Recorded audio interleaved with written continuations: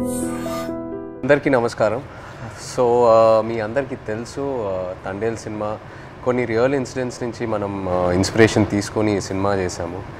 నాకు ఫస్ట్ చందు గారి కథ చెప్పినప్పుడు జస్ట్ ఒక 10-15 నిమిషాలు ఐడియాగా చెప్పాడు. ఆ తర్వాత నేను శ్రీకాకుళంకి వెళ్ళి మత్స్యలేశంకి వెళ్ళి 22 మంది ఎవరైతే ఉన్నారో మత్స్యకారాలు వాళ్ళ నుంచి ఈ ఇన్సిడెంట్స్ బేస్ చేసుకొని సినిమా తీసామో వాళ్ళని వెళ్ళి కలవటం జరిగింది. సో కొంతమంది వాళ్ళు మనతో ఉన్నారు ఇక్కడ, మొన్న ఈవెంట్కి వచ్చారు హైదరాబాద్కి, and I'm happy to have them here. So వాళ్ళతో మాట్లాడి ఇంకా కొన్ని విషయాలు తెలుసుకుందాం. Hello, hi. సో అప్పుడు నాకు మీరు చెప్పింది ఏంటంటే మామూలుగా మీరు శ్రీకాకుళం నుంచి గుజరాత్ వరకు వెళ్ళి గుజరాత్లో అక్కడ బోట్లు తీసుకొని ఒక 9 నెలలు అలా సముద్రంలో అక్కడే ఏట పూర్తి చేసి మళ్ళీ తిరిగి మత్స్యలేశంకి వస్తారని. ఎందుకు గుజరాత్ వరకు ఎందుకు వెళ్తారు? అంటే మామూలుగా గుజరాత్ వరకు ఎందుకు వెళ్తాను అంటే కారణం ఏంటంటే ఇక్కడ మనకి జట్టీలు అందుబాటులో లేవు. ఓకే. అంటే ఇక్కడ ఏటకి వెళ్తుంటే అలలు పెద్ద కెరటాలు ఎరిగేస్తుంటాయి. దాని బోట్లకి వెళ్తుంటే ప్రాణాలు కోల్పోతున్నాం. అయితే గుజరాత్లో ప్రతి 20 కిలోమీటర్లకి జట్టీలు ఉంటాయి అక్కడ. ఓకే. అందుకనే ఉపాధి ఉంటుందని వెళ్ళిపోతున్నాం అక్కడ. ఓకే.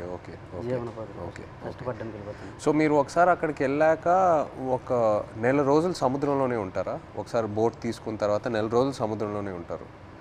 నెల రోజులు ఉంటాం. లేకపోతే మీకు కంప్లీట్గా బోట్ డెక్ ఫుల్ అయిన తర్వాత తిరిగి వస్తారా? అది సముద్రంలో ఏటకి వెళ్తాం. చేపలు ఎక్కి పట్టిందంటే 20 రోజులకు వచ్చేస్తుంటాం. అంటే ఐస్ అంటారు కదా, ఐస్ అయిపోయిందంటే వచ్చేస్తాం. ఓకే. చేపలు ఎక్కువ దొరికితే ముందు వచ్చేస్తాం, దొరకలేదంటే అక్కడక్కడ పట్టుకుంటూ నెంబర్లు కొట్టుకుంటూ ఎత్తుకుంటూ పట్టుకుంటాం. కొద్దిగా లేట్ అవుతుంది. చేపలు దొరికామంటే హ్యాంగ్ వచ్చేస్తుంది జట్టి. ఓకే. అండ్ మీరు అక్కడ సముద్రంలో ఉన్నప్పుడు సెల్ ఫోన్ కనెక్షను, ఇంటోతో మాట్లాడాలనుకున్నా, పిల్లలతో మాట్లాడాలనుకున్నా అలాంటి అవదు, ఏ కనెక్షన్ ఉండదు? అవదు. దగ్గరలో అవద్దు. అంటే గుజరాత్ వేరే వాళ్ళు ఉంది కదా పోలవరం దగ్గర, దాని నెంబర్ కొడతాం. ఒక 200 కిలోమీటర్లు ఉందనుకో, ఆ స్టీరింగ్ పట్టుకుంటూ వస్తాం. దగ్గరలో ఒక 20-30 కిలోమీటర్లు టవర్ వస్తుంది మాకు. అప్పుడు పైన స్లాబ్ మీదకి వెళ్ళడం, చూడడం, టవర్ రావడం, మాట్లాడడం. ఒక్కొక్కసారి కట్ అయిపోద్ది, 2 ముక్కలు మాట్లాడడం, మళ్ళీ చేయడం, అలా ప్రయత్నిస్తుంటాం. అలాగా. ఓకే. బాగున్నారా? చాలా బాధ. పిల్లలు బాగుంటారా, ఎలా ఉన్నారు, అందరూ బాగుంటారా, అమ్మ నాన్న అన్నాడు. అట్లా ఉన్నప్పుడు అంటే ఎక్కడో చిన్న ఫీలింగ్ తట్టి ఉంటారు. తుఫాన్ అంటారు సడన్గా. గుజరాత్కి ఇలాగా టీవీలో చూస్తాం కదా, గుజరాత్కి తుఫాన్ ఉందని వస్తారు. తుఫాన్ ఎలాగుంటారు, ఎక్కడ ఏడ్ చేస్తారు అనేసి అనుకునేలోపు వీరు అక్కడ ఏది అందుబాటులో ఏ జట్టు ఉంటుంది, గోవా అవని మంగళూరు అవని ఏదో అవని, అక్కడికి వెళ్ళడము. అక్కడ బోట్ యాంకర్ అంటారు కదా, అదేసి అక్కడ ఉంటారనమాట జట్టి. అప్పుడు మాకు కాల్ చేస్తారు. అప్పుడు మాకు ధైర్యంగా ఉంటుంది, ఆ జట్టికి వస్తారు తుఫాను దొరకకంట అనేసి మాకు ధైర్యం ఉంటుంది అనమాట. మీరు రోజుకి చూస్తూనే ఉంటారు. ఎప్పుడు వస్తారు తుఫాన్ కదా గుజరాత్లో, ఎలా ఉంటారు, ఎప్పుడు జట్టికి వస్తారని చూస్తాం. వీళ్ళు ఫోన్ రావాలి, అమ్మాయ్యా వస్తారు అనే ఫీలింగ్ అనేది ఉంటుంది. సో మీరు ఫోన్ పక్కనే పెట్టుకుంటారా? ఫోన్ అయితే పక్కనే ఉంటుంది. తుఫాన్లు అయినప్పుడు అయితే కరెక్ట్గా వచ్చినప్పుడు ఫోన్ అయితే ఇంట్లోనే ఉంటుంది. ఎప్పుడు ఫోన్ చేస్తారో తెలియదు కదా. అదే ఏట్లో ఉన్నప్పుడు నార్మల్ టైం, తుఫాన్ లేని టైంలో ఏట్లో ఉంటారు కదా, 30 days అయ్యగల ఇంక కాల్ వస్తుంది, పక్కన పెట్టుకోండి. కాల్ 30 days కానీ 1 day అవతలైనా ఇంకా టెన్షన్ అనమాట. ఎందుకు రాలేదు, ఏమైంది అని. సో టెన్షన్ అనేది వచ్చేస్తుంది అనమాట. ఒక్కొక్కసారి అయితే ఎమోషనల్ అయిపోతాం. మన సినిమాలో కూడా సాంగ్ మోంటాజెస్లో ఉంది కదా, the calendar where you'd keep. So ఆ 30 days అక్కడి నుంచే ఆ చిన్న ఆ మూమెంట్ తీసుకున్నాం మీరు చెప్పిన దాన్ని బట్టి. అంటే మనం ఫిల్మ్లో కూడా ఒక సీక్వెన్స్ ఎలా పెట్టాం, ఇన్ని రోజులు అయిపోయిన తర్వాత ఎలా కొంచెం చేతులు ఉణుగుతున్నాయో తెలుసా అని.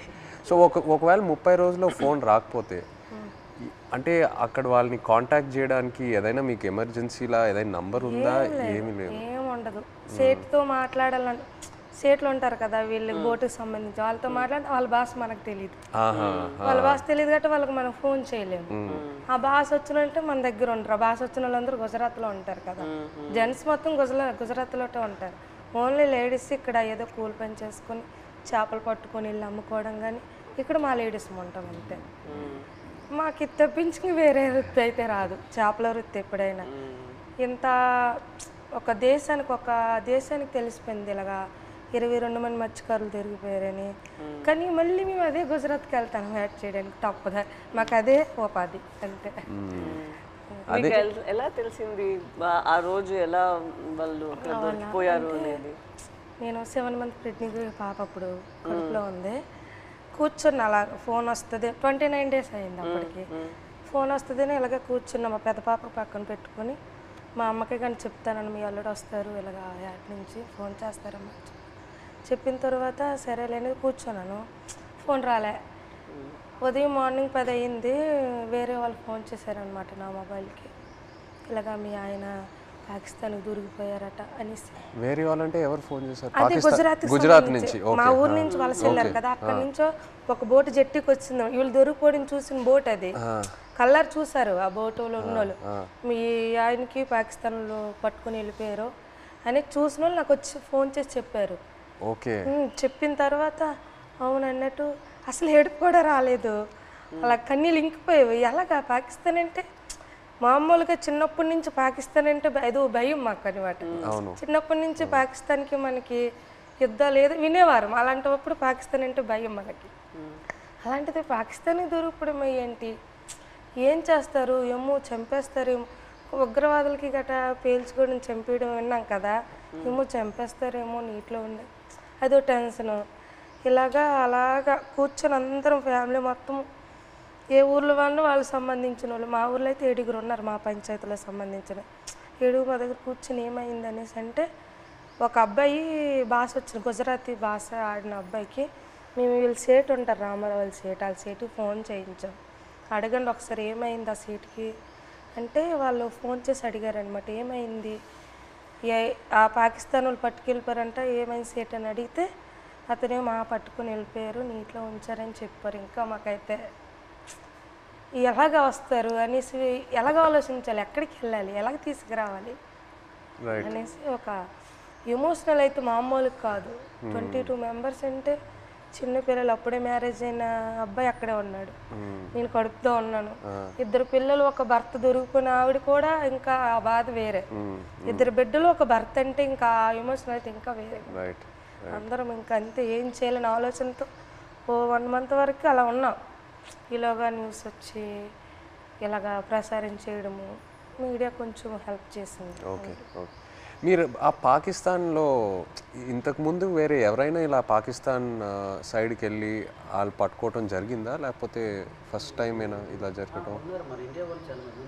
ఓకే. ఓకే. ఇప్పుడు కూడా ఉన్నారు అక్కడ? ఇప్పుడు ఉన్నారో తెలియదు కానీ మీరు అప్పుడు ఉన్నప్పుడు అక్కడ మీరు వెళ్ళి ముందే అరెస్ట్ అయ్యి ముందే ఉన్నారు అక్కడ. తీసుకెళ్ళేటప్పటికి మేము ఏడుస్తున్నాం అక్కడ. ఏడుస్తుంటే వాళ్ళు మాకు బుద్ధిరిస్తుంటారు, పళ్ళకోయండి అదేటి ఇదేటని. వాళ్ళు అన్నారు మాకే 2 సంవత్సరాలు అయింది మేము వెళ్ళట్లేదు అని మరికొద్దిగా ఏడ్చేస్తున్నాం మేము. వాళ్ళు సంవత్సరంన్నర ఒక్కొక్కరు ఒక్కొక్క కారణం.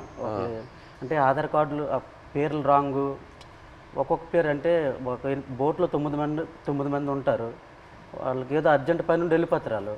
అంటే టిక్ పాస్లో పేరు ఉండాలి, నేను ఎవరు కలాసి వచ్చారనుకో ఆ టిక్ పాస్ ఆఫీస్కి వెళ్ళి పేరు రప్పించుకోవాలి, పలానా రామారావు పలానా రాంబాబు అని. అది ఎవరు వెళ్ళిపోతే వాళ్ళ పేరు ఏం చెప్పేశాడు అక్కడ. మన ఇండియా నుండి హై కమిషనర్ వచ్చేటప్పుడు కొన్ని పేర్లు రాంగ్ చెప్పేస్తారు అలా, దానివల్ల ఆయన ఉండిపోయాడంట అక్కడ. ఆయన చెప్పడం మరికొద్దిగా ఏడుపు వచ్చింది మాకు, చాలా బాధ అనిపించింది. ఆ నైట్ భోజనం కూడా మానేసాం, మళ్ళీ అలాగ రోజులు గడిచిన కొద్ది అలాగే ఇదైంది. అక్కడ జైల్లో అంటే మీరు ఏం చేసేవాళ్ళు రోజు? ఏదైనా ఫ్రీడమ్ ఇచ్చేవాళ్ళా లేకపోతే సెల్లోనే ఉండేవారా? ఏం చేసేవాళ్ళు? అంటే తెల్లారితే వచ్చేవారు కానిస్టేబుల్ పోలీస్ పాకిస్తాన్, లేపి మొక్కలకి నీళ్ళ గంట పోసేవాళ్ళం. ఓకే. తర్వాత గడ్డి గంట తెంపేవాళ్ళం, గడ్డి. తర్వాత గార్డెనింగ్ అని వాళ్ళు పాకిస్తాన్ ఖైదీలతో నీళ్ళు జల్లిస్తారు, వాళ్ళు జల్లిసి కర్రకి గోనకి చుట్టేసి అలాగా అలికినట్టుగా తలాపేసినట్టు చేపిస్తారు. మాకు నీళ్ళు మోయమంటారు మాకు. ఓకే. ఆ నీళ్ళు మోస్తాం 2 గంటల పని ఉంటుంది, మళ్ళీ లోపల తీసుకెళ్ళి తాళాలు వేసేస్తారు. ఇప్పుడు మీరు ఒకవేళ ఇంట్లో వాళ్ళతో మాట్లాడాలంటే ఉత్తరాల వైపే మీకు కమ్యూనికేషనా లేకపోతే సెల్ ఫోన్తో? ఫోన్ ఏం లేదు, ఓన్లీ ఉత్తరాల వైపే. అండ్ అది పంపించడానికి ఎంతసేపు పట్టేది? మీరు ఒకసారి రాసిన తర్వాత, ఉత్తరం రాసిన తర్వాత వెళ్ళి మత్స్యలేశం చేరడానికి ఎంత టైం పట్టేది? అంటే మేము దొరికిన తర్వాత వాళ్ళు ఇండియా వాళ్ళు ఉన్నారు దాంట్లో, ఉత్తరాలు కూడా మేము అదే నెల 2 నెలలకి ఒక్కొక్కసారి లేట్ అయితే 3 నెలలు కూడా వస్తుందని చెప్పారు. మేము కూడా లెటర్లో రాసాం ఇలా అనుకోండి అంటే అట్లా ఏట పూర్తి అయిపోయింది, అదే రోజు తెల్లారిసరికి వచ్చేలాంటి టైంకి అనుకోకుండా దొరికిపోయాం, ఇలా జరిగింది. ఒక పక్క బాధగున్నా లోపల దిగమింగుకొని మీరు శుభ్రంగా ఉండండి అని వాళ్ళకి చెప్పాం. అప్పుడు ఇప్పుడు ప్రెగ్నెంట్ అప్పుడు అవును అదే ఏట రావాలనుకుంటాను ఊరు నేను, ఇంకా వచ్చి రావాలనుకుంటా ఇంకా దొరికిపోయింది. లెటర్లో మాకు జాగ్రత్త చెప్తూ వాళ్ళ పడే ఆవేదన కూడా మాకు కనిపించింది లెటర్. జాగ్రత్తగా ఉండండి, ఇక్కడ మాకేం పర్వాలేదు కానీ వెళ్ళి పోరాటం చేయండి. అంటే అక్కడ ఏంటంటే జాగ్రత్తగా ఉండండి, వెళ్ళి పోరాటం చేయమంటే మాకు ధైర్యం చెప్తూ వాళ్ళకి బయటికి తీసుకురావడానికి పోరాటం చేయండి నేను ఒక ఆవేదన అనేది కనిపించేది మాకైతే. ప్రెగ్నెన్సీ కదా అయినా సరే ధైర్యం చేసి వెళ్ళేదాన్ని, ఎక్కడ పొలిటీషియన్ మీటింగ్లు ఉన్నా సరే వెళ్ళేది. ఏమో సింపతి ఉంటుందేమో, అరే ప్రెగ్నెన్సీ కదా లేడీ కదా పాపం వాళ్ళ హస్బెండ్ దొరికిపోయారు అనేసి ఒక సింపతి ఉంటుందని ధైర్యం చేసి వెళ్ళిపోయేదాన్ని. ఓహో మీరు వెళ్ళిపోయారు. నేను వెళ్ళిపోయేదాన్ని, తను ఆల్ ద పొలిటికల్ అన్ని దగ్గరికి వెళ్ళిపోయేదాన్ని. అందరూ మీ హస్బెండా కడుపుతూ ఉన్నావా అయ్యో పాపం అనేవారు. ఏమో సింపతి ఉంటుంది కదా సార్, అంటే వీళ్ళకి అక్కడికి తీసుకెళ్దాం ఢిల్లీ వరకైనా తీసుకెళ్దాం అంటే సింపతి ఉంటుందేమో అనేసి నేను గర్భవతితో ఉన్నప్పుడు కూడా వెళ్ళేదాన్ని. 9 months వరకు నేను డెలివరీ ముందు వరకు కూడా నేను పోరాటం చేశాను వాళ్ళు రావాలని.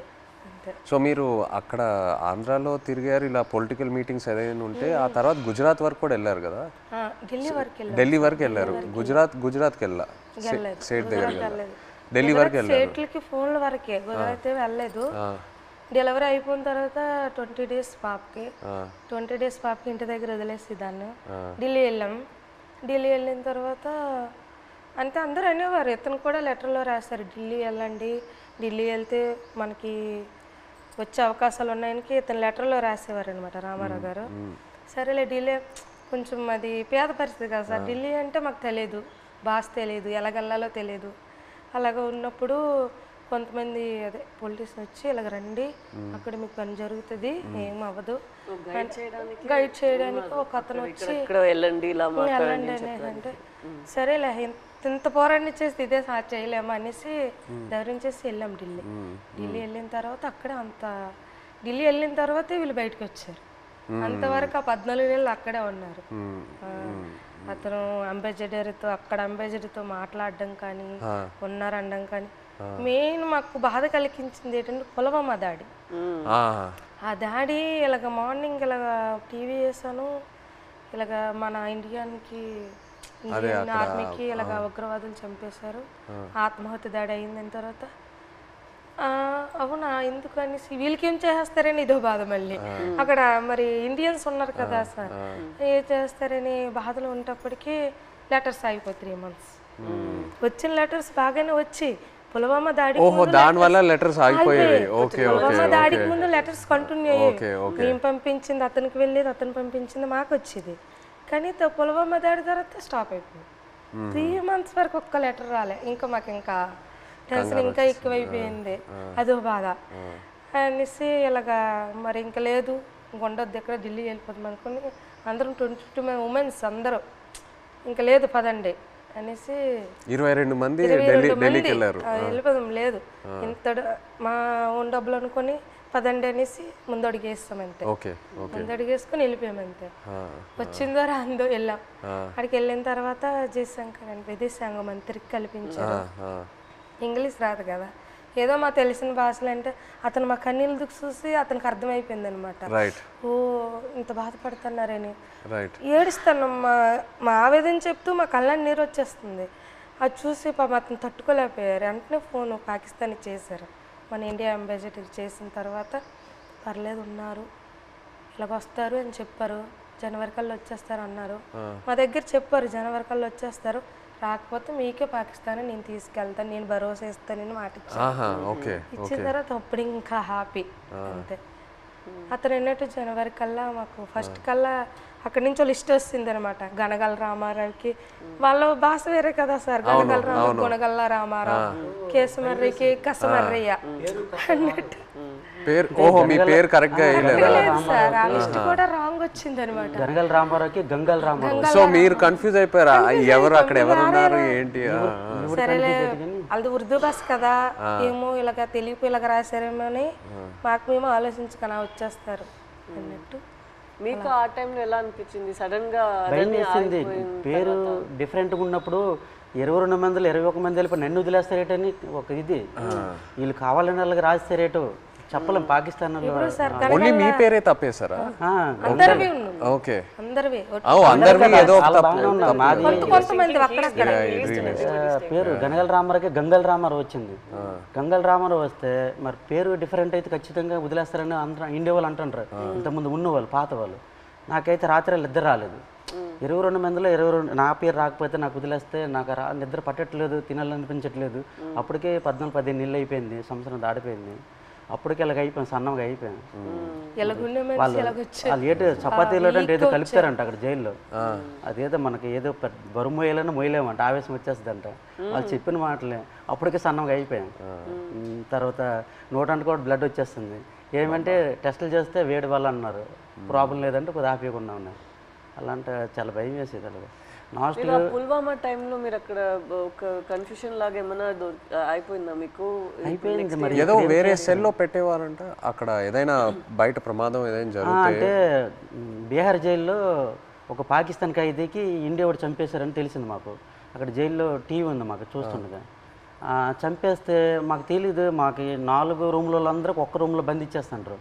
బ్యాగులకి నైన్గా పట్టుకొని ఒక రూమ్లో తీసుకెళ్ళి ఇంకోటి బాంబే చేస్తారు, మనం చంపేస్తారని అంటే ఇంకొకడు. చాలా భయం వేసేస్తుంది. అప్పుడు ఇంకో అందులో కానిస్టేబుల్ ఉంటారు కదా కొందరు పాకిస్తాన్ వాళ్ళు, ఆయన లేదు అక్కడ మీ ఇండియా కూడా మా పాకిస్తాన్ ఖైదీ చంపేశాడు కదా, ఇక్కడ మీ వాళ్ళకి ఏం జరగకంటే మీరు అందరికి ఒక రూమ్లో పెడతాను, మీరు జడవద్దని చెప్పాడు. అప్పుడు కొద్దిగా ఊపిరి పీల్చుకున్నాం. అలా జరిగింది. అండ్ మీకు జైల్లో ఇప్పుడు డబ్బుల్లా ఇప్పుడు ఈ ఉత్తరాలు పంపించడానికి ఆ అమౌంట్ ఎలా మీకు వచ్చేది? పెన్నుల మీద పేర్లు చేస్తాను నేను. ఒక్కొక్కరు ఒక్కొక్క పని నేర్చుకున్నాం. నాకైతే 2 వారాలు పట్టింది టైం. ఓకే. ఇప్పుడు నాకు చైతన్య పెన్ను ఉంటుంది, పైన దారంతో నాకు చైతన్య పేరు వచ్చేస్తుంది. కింద సాయిపల్లి అంటే ఒక పెన్ను మీద 2 పేర్లు రాస్తే 2 పేర్లకు 200 ఇస్తారు. ఒక పేరు అయితే 100 రూపాయలు ఇస్తారు. అలాగే రోజుకి 5-6 పెన్నులు అలా చేసేవాడిని. ఆ పెన్నులు వాళ్ళకి ఇస్తే ఖైదీ లేట్ చేస్తారు, వాళ్ళకి బెయిల్ మీద వెళ్తారు కదా కోర్టుకి, వాళ్ళ ఫ్యామిలీకి ఇస్తారు కదా. ఆ డబ్బులతో మేము ఏంటంటే అప్పుడప్పుడు ఏదో గుడ్లు తెచ్చుకుంటాం కానీ మాంసం కానీ తినడం కానీ. 22 మందికి మరి మెయిన్ లీడర్ని కదా, వాళ్ళ గెడ్డలకు కానీ వాళ్ళ రింకిలకు కానీ బిస్కెట్లకు కానీ ముసలి వాళ్ళకి తెలియదు కదా, వాళ్ళకి డబ్బులు ఇచ్చేవాడిని గెడ్డలకి. సో ఒక్క ఉత్తరం పంపించడానికి ఎంత అయ్యేది మీకు? అంటే ఒక 200-300-500 అంటే మా డబ్బులు ఉండవని తెలిసి ఏవో ఖర్చులు మట్టుకు పనులు చేస్తుంటాం. వాళ్ళకి ఇచ్చి అలాగే. నేను ఎన్ని పేజీలు రాయొచ్చు ఒకసారి? ఎన్ని పేజీలు పంపించచ్చు ఉత్తరం? అంటే వైట్ పేపర్ మీద రాసి లోపల కవర్లో పెడతాం మేము. మినిమం రెండు పేపర్లు 22 మంది 2 పేపర్లో రాసి పంపించాలి. అంటే ఒక్కో ఇద్దరేసిది ఒక్కో ఉత్తరం ఉంటుంది. 22 మంది ఎవరిదా ఇద్దరు జాయింట్ పడేవాళ్ళం. ఓకే. ఇంకా డబ్బులు లేనప్పుడు సర్దుకుండేవాళ్ళం. అలాగే ఇటు పెట్టి అలాగే అడ్జస్ట్మెంట్ అయ్యేవాళ్ళం. మీరు ఒక్కొక్కరికి ఈ ట్రిప్ అయితే నువ్వు లెటర్ పంపిస్తే నెక్స్ట్ ట్రిప్ నేను పంపుతాను. ఓకే. మళ్ళీ మాకు కాంప్రమైజ్ అయ్యి అడ్జస్ట్ చేసుకునేవాళ్ళం. ఓకే. అండ్ మీ పాప ఫోటో ఫస్ట్ టైం ఎలా చూసారు అక్కడ? అంటే పేపర్లో కటింగ్ చేసి ఉత్తరాలు పెట్టేసి పంపించారు ఆవిడ. అంటే అక్కడ ఏమేం జరుగుతుందనా ఊర్లో? ఓకే. పెట్టారు, పెట్టేసి పంపించేదాన్ని. అది చూసి అందులో చూసారు పాప. మీరు కావాలని అలా ఫోటో పెట్టారా? అంటే ఫోటో కావాలనే కాదు, చూడు ఇలాగ ధర్నా చేస్తాను, మీరు భయపడకండి, ధైర్యంగా ఉండండి, మీకు తీసుకొచ్చే బాధ్యత మాదనేసి ఒక ధైర్యం చెబుతూ ఒక లెటర్ రాసేవారు. ఇక్కడ మేము భయపడే వాళ్ళకి భయపెట్టిస్తే వాళ్ళు ఇంకా భయపెట్టేస్తారు కదా అనేసి ఒక పోరాటం చేస్తాను, మీరు జడకండి ధర్నాలు చేస్తాను అనుకుని పాప ఫోటో కట్ చేసి పెట్టేసి పంపించారు. జైల్లో అయితే చాలా బాధ. అంటే ఆ పాకిస్తాన్ ఖైదీలకి పడుకుని పెట్టి చెట్ట పైకి ఎత్తేసి పట్టుకొని పెద్ద బెల్ట్ ఉంటుంది, ఇలాగ బాధేసేవారు. అమ్మో సత్యాను బావ సత్యాను అంటే మేమేంటి మనకి అలాగ కొట్టేస్తారని మేము జడిసిపోయాం. ఈ సెట పైకి ఎత్తేసేవారు, చేయలేదు సాపేసేవారు. కింద పడుకుని పెద్ద బెల్ట్ ఉంటుంది కర్ర పట్టుకొని ఇలా తిడ్డ ఉంటుంది అలా ఉంటుంది. ఆ బెల్ట్లో అలా కొడుతూ అమ్మో సత్యం 10 దెబ్బలు అంటే అలాంటివి. మనకి ఇండియా వాళ్ళు కూడా అలాగే కొడతాను జడిసిపోయాం. ఫస్ట్లో మేము వెళ్ళేటప్పటికి మొక్కలకి నీళ్ళు పోస్తుంటాం కదా, ఆ పక్కన వాళ్ళకి అది ఏం చేసాడో మనకు తెలీదు. అలా కొడుతుంటే అలాగే మనకి కూడా కొట్టేస్తారని భయం వేస్తుంది ఫస్ట్లో. వాళ్ళు అన్నారు మీకు ఇలాగ కొట్టరు, మీరు ఇంకా ఒకసారి 2 సార్లు తప్పులు చేస్తే మీకు కొడతారు. తప్పులు అంటే జైల్లో కానీ మా 22 మందిలో కానీ ఇంకా గుజరాత్లో ఉన్నారు ఇండియా వాళ్ళు కదా, ఏ బాత్రూమ్ దగ్గర కానీ బట్టలు ఉతుక్కున్నప్పుడు కానీ మనలో మనం కొట్టుకుంటే ఒకసారి కుదిరేసి రెండోసారికి గడికి ఒక మనిషి 3 తప్పులు చేస్తే మీకు కూడా అలాగే పడుతుంది. అంటే అప్పటి నుంచి గొడవలు కూడా అదే బాత్రూమ్ దగ్గర అలాగే అడ్జస్ట్మెంట్ అయిపోవాలి మేము. అలాగే అలా కొట్టేస్తారు రిటర్న్. మీరు ఒక్కొక్కరికి ఎలా సమాధానం చెప్తారు అక్కడ ఎన్ని రోజులు ఉన్నప్పుడు? ఎలా మీరు సమాధానం ఏంటి, తిట్టేవారు కూడా 22 మంది ఉన్నాం. నీ వాళ్ళని ఇలా ఇలా జరిగింది, మా డ్రైవర్లు కూడా నీ వెంట వచ్చారు. అంటే ఇంతకుముందు ఇతనికి యాట్లో గనగల రామారావు పాకిస్తాన్ వైపు ఎక్కి యాడ్ చేసేవారు, బోర్డర్ దగ్గరలో ఇతని వల్ల దొరికిపోయారు అనేసి ఒక బ్యాడ్ నేమ్ మీద వస్తుంది ఇతనికి. ఇతను అది దృష్టిలో పెట్టుకుని భోజనం సరిగ్గా చేసేవారు కదట అక్కడ. పెళ్ళి అవన్న కుర్రోలు కూడా ఉన్నారు కదా, నా పెళ్ళి అవకంట కూడా మీరు చేస్తారు, నేనిండా మేము దొరికిపోయాం అని అనేవారు. ఒక బాధలో ఉండేది. తప్పదు మరి, జరిగిపోయింది చాలా బాధ. బట్ ఇప్పుడు వాళ్ళందరూ బయట వచ్చేసారు, పెళ్ళిళ్ళు కూడా చేసుకుంటారు. భయంలో ఉన్నప్పుడు అలాగే సడన్ గా మనం మాట్లాడతామా అనుకోని మాట్లాడేస్తాం. మీరు గుజరాత్ సేట్ దగ్గరికి వెళ్ళి ఆయనతో మాట్లాడటం ఐడియా రాలేదా? అంటే సేట్ దగ్గరికి వెళ్తే ఆ డబ్బు ఆ విషయం భాష రాదు కదా, సో దానివల్ల మీరు కొంచెం ప్రెగ్నెన్సీ డెలివరీ టైం కదా సార్, అతను లేరు, మనకి కొంచెం ఇబ్బంది ఉందనేసి నేను అతను సేటికి ఫోన్ చేశాను సార్. అక్కడికి చేసిన తర్వాత ఇలాగ అంటే భాష వచ్చిన వాళ్ళతో మాట్లాడించాను. ఇలాగ చెప్పండి డెలివరీ టైం ఉంది కదా, అతనికి ఏమైనా అమౌంట్ నేను వెయ్యను అంటే కొంచెం కోపంగా మాట్లాడేవారు వాళ్ళు. నేను వెయ్యను, పట్టించుకోలేదు వాళ్ళు. నేను ఎందుకు మీకు వెయ్యాలన్నట్టు మాట్లాడేవారు. ఇప్పుడు మీరు ఇలా ఒక పరిస్థితి రాలేదంటే కూడా మీకు చాలా కష్టాలు వస్తూనే ఉంటాయి కదా. మీకు రోజు రోజులకి ఇలా మీరు చెప్పినట్టు ఎలా తుఫాన్ వస్తుంది దాన్ని మీరు చూస్తూనే ఉండాలి కదా. తుఫాన్ వచ్చింది, అక్కడ చేస్తుండగా తుఫాన్ వచ్చింది. తర్వాత యాంటీ అని వదిలేసి మాకు పిడికి పడ్డా తిరిగిపోయింది, చాలా ఇబ్బంది పడ్డాం. తర్వాత బోటు మొత్తం నీరు అయిపోయింది, చాలా ఎదుర్కొన్నాం అన్నీ. ఒక్కొక్కసారి బోట్లు మునిగిపోతున్న టైంలో పక్కన బోట్ వచ్చి మనుషులకు కాపాడేవారు, బోట్ మాత్రం మునిగిపోయేది. కానీ అక్కడ పక్కన బోట్ లేకపోతే ప్రాణాలు కూడా కోల్పోతారు. అలాంటి పరిస్థితి దాన్ని వాళ్ళు చెప్పినప్పుడు మీరు మీ ఆయన దగ్గర అడగలేదా, మీరు ఎందుకు ఈ పని చేస్తున్నారు, మాతోనే ఉండండి, ఇక్కడే ఏమైనా పని చేయండి, మీరు అట్లేం అడగలేదా? లేదు మేడం, అలాంటి ఉపాధి అక్కడ లేదు, మా సైడ్ లేదు. అక్కడికి వెళ్తేనే మాకు మేము అంటే ఇక్కడ రూపాయి ఇస్తే అక్కడ 2 రూపాయలు లేదు. ఇక్కడ నెలనూలే లైక్ ల్యాండ్ ఇట్ సెల్ఫ్ వేరే ఏమైనా ఒక పని మనం చేసుకోవాలి కదా. ఇంత రిస్కీగా ఎందుకు? చాలా మంది డిగ్రీ ఇవన్నీ చదువుకుని ఉన్నారు చాలా మంది, చేసిన వాళ్ళు కానీ జాబులు రావట్లేదు. మంచిగా ఎస్టీ జాబితాలో ఏదో చేరిస్తే మాకు జాబులు వస్తామని అంటారు, కానీ చదువుకున్న జాబులు రావట్లేదు. అందుకే ఎక్కువ వలసలు వెళ్ళిపోతారు. చాలామంది చదువుకున్న వాళ్ళు కూడా వెళ్ళిపోతుంటారు. వీళ్ళ అబ్బాయి కూడా చదువుకుంటారు.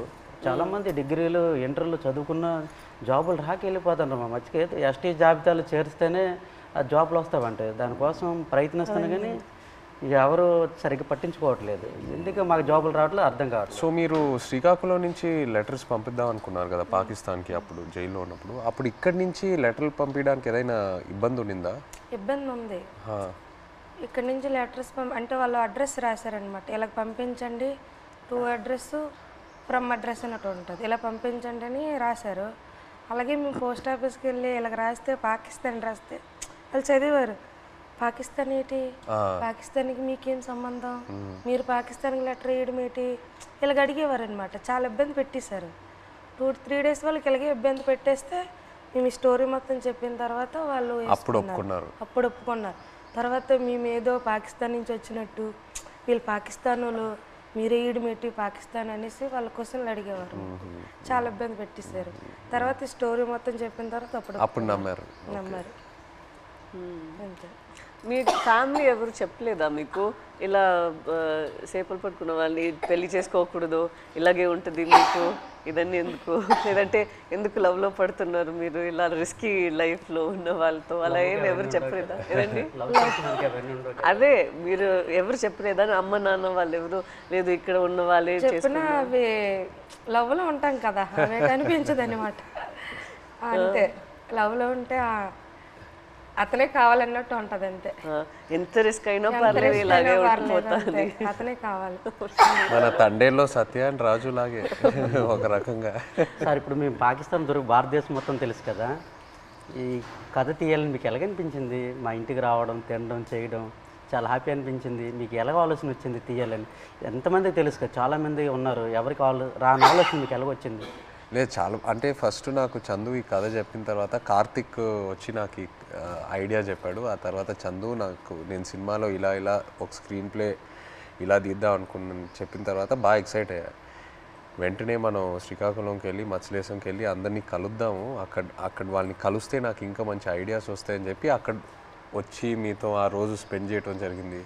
ఆ తర్వాత వైజాగ్కి వెళ్ళి పోర్ట్లో మళ్ళీ సముద్రంలోకి వెళ్ళటం అదంతా జరిగింది. కానీ మిమ్మల్ని వచ్చి కలిసాక నాకు అర్థమైంది ఈ క్యారెక్టర్లో, ఈ కథలో ఇంకా ఎన్ని లేయర్స్ ఉన్నాయి, ఎన్ని కష్టాలు ఉన్నాయి, ఎన్ని హై పాయింట్స్, ఇన్స్పైరింగ్ ఎలిమెంట్స్ ఎన్నో ఉన్నాయని. సో ఇప్పుడు తండేలు అంటే దాని మీనింగ్ ముందే మీకు తెలుసా? కార్తిక్ చెప్పి లేదు, తండేలంటే అంతకుముందు తెలీదు. తండేలంటే మనకి ఈ బోట్ క్యాప్టెన్ లీడర్ అనేది ఒకసారి నాకు కథలోకి వచ్చాకే తెలిసింది, అంతకుముందు తెలియదు. మాకు అక్కడ తండేలు అంటారు గుజరాత్లో. అదే వాండర్లో మాకు తండేలు అంటే చిప్పి నడిపించే వారిని తండేలు అంటారు అక్కడ. అందుకే ట్రైలర్లో కూడా డైలాగ్ వేసాం, తండేలు అంటే ఓనరా కాదు, లీడర్. చాలా బాగా వచ్చింది సార్. అయితే సార్ అక్కడ ఎంత బాధపడ్డామో అంత హ్యాపీగా ఉంది ఈరోజు, ఎందుకంటే అది ఒక జీవితంలో గుర్తుండిపోద్ది అలాగా మా రియల్ స్టోరీ. ఇప్పుడు మేడం మీకు అంటే మేమైతే రియల్గా అన్నీ మా బాధలన్నీ తెలుసు మాకు, మేము పడే ఆవేదన. కానీ మీకు ఎప్పుడైనా షూటింగ్లో ఒక సీన్ చెప్పినప్పుడు, అదే ఎమోషనల్ సీన్ చెప్పినప్పుడు కానీ ఆ సీన్కి ఎప్పుడైనా మీరు ఎమోషనల్ అయ్యారా? అరే వీళ్ళు ఎంత బాధపడ్డారు అన్నట్టు మీకు ఎప్పుడైనా అనిపించిందా? మాకు మీ వే ఆఫ్ లైఫ్ రోజు మీరు ఎలా గడుపుతున్నారో అదే నాకు ఒక పెద్ద ఆశ్చర్యం. మీరు ఎలా చెప్తారు, నేను రోజుకి తుఫాన్ అక్కడ వస్తుందా, ఏమవుతుంది అని ఒక రోజుకి ఎలా మీరు గడపగలుగుతారు? నెక్స్ట్ రోజు లేచి అది నిజ లైఫ్లో నేను అది చేయగలుగుతాను అంత నాలో ఆసక్తి ఉందని నాకు తెలీదు. సో ఒక్కొక్కసారి అలా చేసినప్పుడు మనం ఫిల్మ్లో నాకు ఈ ఆలోచనే వస్తుంది, వీళ్ళకి ఎక్కడి నుంచి ఆ ధైర్యం వస్తుంది? ఎందుకంటే నార్మల్గానే మనం అందరికీ ఇలా ఒక పరిస్థితి వస్తుంది అని మనకు తెలీదు. అక్కడ అలా ఉన్నప్పుడు మనం ఎక్కడ వెళ్ళాలి, ఎక్కడి నుంచి షురూ చేయాలి, అక్కడి దాకా వెళ్ళాలి, వాళ్ళని ఎలా బయట తీసుకురావాలి అనేది ఒక పెద్ద మనమే మన లోపల చెప్పాలి, లేదు ఇది అయిపోతుంది మన అలా ఈ థాట్ని వదలకూడదు మధ్యలో. సో అది మీరు అందరూ ఎలా చేశారు అని ఆ థాటే నాకు ఉంది. నాకేం కష్టం అనిపించట్లేదు, బట్ మీరందరూ ఎంత కష్టం తీసుకున్నారో అదే నాకు ఆశ్చర్యం ఇచ్చింది అంతే. ఏ సీన్కి ఎమోషనల్ అయ్యారా మీరు? సీన్ చెప్తారు కదా ఎలాగ ఉంటుంది moments, and a dialogue emotional అయ్యారా చెప్పేటప్పుడు అనేసి? మనం కొన్ని విషయాల్లో మీరు చెప్తున్న దాంట్లో నుంచి తీసుకున్నాము, కొన్ని విషయాల్లో మనమే ఒక డ్రామా లాగా తీసాము. సో ఆ డ్రామాలో ఎక్కడ నేను లేని సీన్స్ కొన్ని ఉన్నాయా, అక్కడ నాకు చాలా బాధ అనిపించింది. నా సీన్స్ ఏముందో అది వేరొక డ్రామాలో వెళ్తుంది, బట్ నిజంగానే ఒక రోజుకి ఎలా వాళ్ళు ఏం జీవిస్తున్నారో కొన్ని క్యారెక్టర్స్ ఉన్నారు, వాళ్ళకి జరిగిన పని, వాళ్ళు చెప్తున్న మాటలన్నీ విన్నప్పుడు నాకు అప్పుడు బాధ అనిపించింది. నాది కన్నా వాళ్ళది నేను విని చాలా బాధపడ్డాను. మీరు ఢిల్లీ వెళ్ళటం ఆ ఎపిసోడ్స్ మీరు నాకు శ్రీకాకుళంలో చెప్పినప్పుడు బాగా ఎమోషనల్గా అనిపించినాయి. మీరు ఢిల్లీకి వెళ్ళి ఎలా పోరాడారో అక్కడ. అండ్ అది కాకుండా ఇంకోటి నాకు చెప్పారు, సముద్రంలో ఉన్నప్పుడు ఒక పెద్ద షిప్ వచ్చి మీది ఒక చిన్న బోట్ అలా కొట్టుకొని అలా వెళ్ళిపోయింది కదా, అది చెప్పినప్పుడు నాకు నిజంగా చాలా ఆశ్చర్యంగా అనిపించింది. కొట్టుకొని పోయి అసలు ఆగలేదు కదా, కొట్టుకొని అలా వెళ్ళిపోయారు కదా. పెద్దది కదా. అందరూ like community so United, and I think మీలో ఉన్న శక్తి మీరందరూ కలిసి ఒకేలాగా ఉన్నారు కదా. లైక్ వన్ ఫ్యామిలీ, ఒక ఫ్యామిలీ అర్థమైంది. బట్ మీరు అందరి ఒకే ఫ్యామిలీ కదా, సో ఒక్కరికి ఇది జరిగిందంటే అందరికి అది జరిగినట్టే. ఏ ఫ్యామిలీకి అలా జరగకూడదు. మా ఫ్యామిలీలో ఒకేసారి దొరికిపోవడం అంటే చాలా బాధాకర విషయం.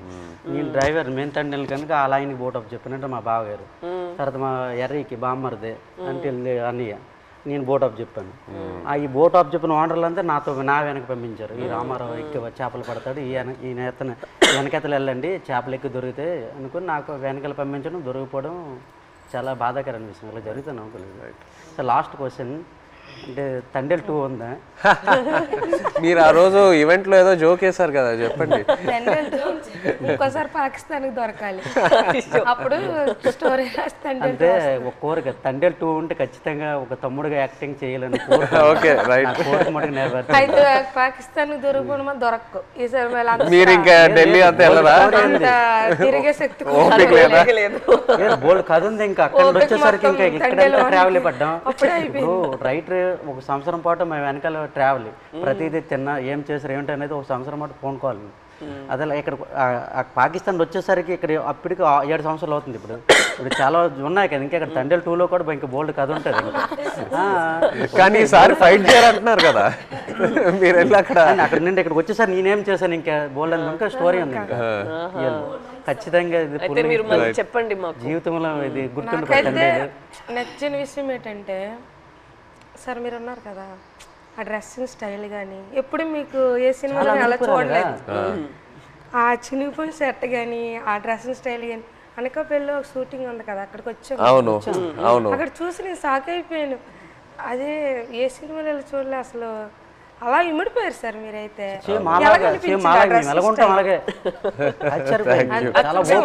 అదే నేను చెప్తున్నా కదా, మిమ్మల్ని వచ్చి అప్పుడు కలిసి మీతో టైం స్పెండ్ చేశాకే నాకు ఆ క్లారిటీ వచ్చింది. ఓకే మనం ఇలా క్యారెక్టర్ని ఇలా డిజైన్ చేయాలి. సో లాగా సేమ్ బనీలతోటి ఆ ఎండలోటి ఇవన్నీ చాలా కష్టపడ్డారు. చాలా యాంకర్ పట్టుకొని ఉన్నారు కదా ఫస్ట్ పోస్టర్ పట్టుకొని హైలైట్ అది అయితే అందరు కూడా మా ఊళ్ళు ముసలంతా సాయి సినిమా మేము చూడాలి. ఎవరికి ఫోన్ చేసినా అదే రింగ్ స్టోన్ బుజ్జి తల్లి, ఎవరికి ఫోన్ చేసినా రింగ్ స్టోన్ ప్రతి సెల్లకి హైలెస్ సాంగ్ ఉంది కదా, అది ఎలా హైలెస్ అది మా స్లాంగ్. అవును, ఎలా సింక్ అయింది అది అక్కడ అంటే మీ మలలకి తెప్ప లాగేటప్పుడు వస్తారు కదా when they rowing when they pulling the net. ఇప్పుడు అది రేరు. ఇంతకు ముందు జనరేషన్ లో ఎక్కువ వాళ్ళు వచ్చినప్పుడు దీనికి మీరు తెడ్డు అంటారు కదా, కత్తావ అంటాము. ఏమంటారు? కత్తావా. ఆ కత్తావ పట్టుకుని కత్తావా అంటాం మేమైతే. అండ్ పెద్దాలు వచ్చినప్పుడు ఇలాగ బోట్ వెళ్తుంది కదా, ఆ కత్త ఆయనతోటే అలా లెవెల్ చేసుకుని వచ్చి ఐలెస్ అనుకుని వచ్చి వడ్డీకి వస్తారు. అంటే ఎలా సింక్ అయింది అది, అది మాకు ఆశ్చర్యం. ఈ విషయం మన చందు మొనెటి అండ్ దేవి గారికి వారికి క్రెడిట్ ఇవ్వాలి. రైట్, శ్రీమణి గారికి. బుజ్జితల్లిలో ఒక పాయింట్ ఉంది, అది అయితే నాకు కదిలించింది. ఏది? ఉప్పు నీటికి ముప్పును కూడా గట్టిగా గట్టి అంటే ఎంత అలలకైనా మీరు దాటుతారు, కానీ ఒక కన్నీటి చుక్క దాటలేకపోతాడు అంతే. అక్కడైతే చాలా ఎమోషనల్ స్ట్రాంగ్. ఆ పాయింట్ అయితే నాకు పిచ్చిగా నచ్చింది, చాలా బాగుంది. Thank you so much. Actually మీరందరికీ థ్యాంక్ యూ చెప్పాలి. మీరు మాకు పూర్వ జన్మలో అదృష్టం చేసుకున్నాం. అట్లా ఏం లేదు, అట్లా ఏం మా జీవిత రియల్ జరిగింది. ఇంకో ఎన్నో విషయాలు చెప్పాలి, బట్ మనకి సినిమా పరంగా ఓన్లీ 2 గంటలే ఉంది. బట్ ఇంకా ఎన్నో చెప్పాలి. ఫ్యామిలీకి ఈ కథ నచ్చిందంటే మా అదృష్టం సార్. అది బొమ్మ దద్దరెళ్ళిపోతుంది సార్. రాజులమ్మ జాతరే పొలిటీషియన్ అనడం లేదు, రాజులమ్మ జాతరే పొలిటీషియన్ అనడం లేదు, కానీ పొలిటీషియన్ చూస్తే ఇంకా బాగా ఏమో అనిపిస్తుంది మాకు. అంతే చూస్తారే వచ్చుకోరు జట్టీలే వాళ్ళకని తెలుస్తుందేమో ఒక నమ్మకం. ఇంకా జట్టి స్పీడ్గా అవుతుందేమో. జట్టు ఉంటే మాకు ఎలాంటి ఇబ్బందులు ఉండవు సార్. మా కోసం మత్స్యకారుల కోసం ఏదేని ఒక మంచి పని చెయ్యండి సార్. అదేనే మీకు వీలైనంత అందరి కోసం, మా కోసం అని కాదు, మత్స్యకారుల కోసం. 8 మంది హీరోలు ఉంటుండగా మీరు మా జీవితాన్ని ఎంచుకున్నారు తప్పకుండా తప్పకుండా అది పెద్ద కేసు తప్పకుండా మేము అనుకున్నాము రిలీజ్ ముందే మీకు ఒకసారి చూపిద్దామని, బట్ మీరు ఐ థింక్ థియేటర్లో చూస్తే శ్రీకాకుళంలో థియేటర్లో మీరు అందరు వెళ్ళి చూసి చూస్తేనే మీకు ఇంకా ఖుషిగా అవుతుంది నేను అనుకుంటున్నాను. మీకు సినిమా నచ్చితే మాకు ఎంతో సంతోషం. నచ్చితే మీరు ప్లీజ్ ఉంటే వేడికి వచ్చేస్తా మా యాస గురించి ఖర్చు కానీ పట్టుకొని ఇంకోసారి వెళ్తాను అది చెప్తే రాజులమ్మ జాతర అది మిమ్మల్ని మైండ్ లో ఇది పెట్టుకొని రియల్గా జరిగింది చేస్తాం. సార్. అవునా? జరిగింది. ఇప్పుడు మేము చేపలు సార్, మా యాస వేరే ఉంటుంది. అలా అక్కడ ఉంటుందిరా అనడానికి అక్కడ ఉంటుందిరా అనేసి మా భాష వేరే ఉంటుంది. ఒక సిటీ వెళ్ళామనుకో మా భాష విని అరే చేపలు వాళ్ళరా అంటారు. కొంతమంది మీ చేపలు ఇలా అంటారు. కొంతమంది అంటే అంటారు అనడానికి మాకు అలాగ రాదు. వేరే మత్స్యకారుల స్లాంగ్ వేరే వేరే ఉంటాయి. మా స్లాంగ్ వేరేగా ఉంటుంది, పక్కన మత్స్యకారు స్లాంగ్ వేరేగా ఉంటుంది. అందులో మా స్లాంగ్ అయితే ఎవరు మాట్లాడలేరేమో, కానీ మేడం గారు అయితే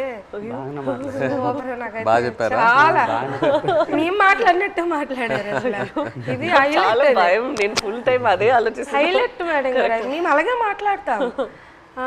ఉంటదిరా అలాంటి వెళ్దాం రా అన్నట్టేసి మేడం గారు చాలా థ్యాంక్ యూ సో మచ్. ఇది నాకు పెద్ద compliment. Thank you very much. Success meet మాత్రం శ్రీకాకుళం అది నా ప్రామిస్. సినిమా రిలీజ్ తర్వాత సక్సెస్ మీట్ కి మేము శ్రీకాకుళమే వస్తున్నాము. మచ్చలేసు అక్కడికి వచ్చి కలిసి శ్రీకాకుళంలో సక్సెస్ మీట్ పెట్టి వెళ్తున్నాం. ఆ టైం లోపల మీ 25 మందిని కాల్ చేసి వాళ్ళని కూడా సక్సెస్ మీట్ లో వాళ్ళని కూడా అప్పుడు వచ్చేస్తే కరెక్ట్ గా ఉంటుంది. శ్రీకాకుళం కేమచ్చలేసి వస్తాను రా, రమ్మంటే వస్తాం, ప్లాన్ చేస్తాం. బట్ సక్సెస్ మీట్ అయితే శ్రీకాకుళంలో చేస్తున్నాము తప్పకుండా. Okay, thank you so much. మాతో మీరు కలిసి ఇంత షేర్ చేశారు. Again thank you so much.